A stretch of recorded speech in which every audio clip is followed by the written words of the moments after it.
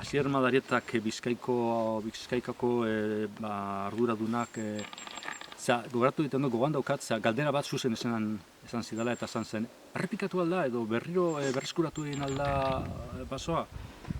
Eta pentsatu neban apurbet eta baietz esan utzola eta bai, alda. Gainera, proiektu honetan elkartu indie baldintza oso positiboak.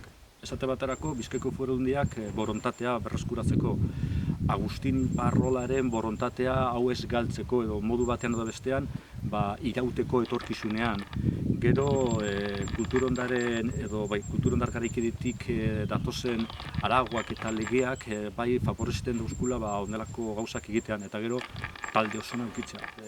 Hasikerako ideia zen baso zaharra dagoen lekua utzi pixka bat natura berreskuratzen bere egoera eta demagun baso hau hain dela 50 urte barru pixka bat bere ziklo bukatzen denean egin dugun ekintza da pintura emigrazioa berri egin eta hasikerako lekura eroan.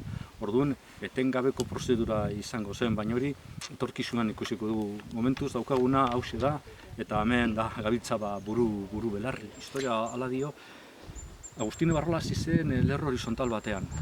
Barkatu hasi zen lerro horizontal batekin. Eta gero hortikan pasatu izan zen, aipatu ditudan 3 multzo horretara.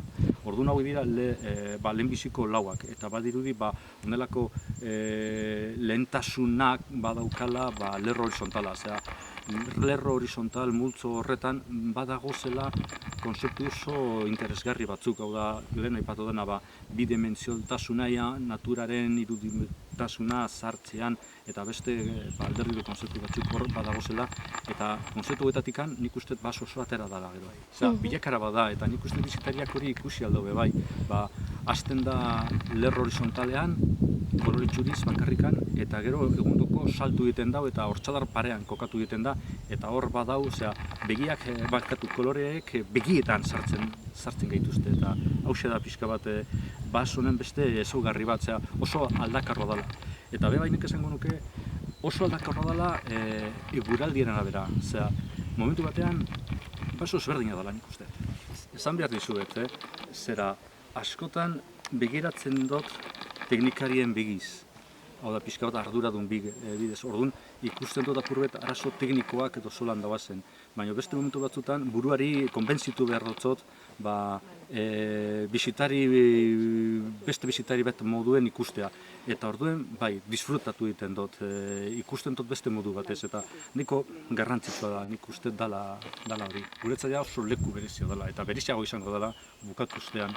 Eta hori da, buke, taldean margosten dabil bitartez, agian ezin dau guztiz disfrutatu, baino teknikarien paper hori burutik kentzen dugunean, eta beste begi berriz begiratzen baldin badugu hau, ikusten dugu bere erretasuna edo bere emozioa.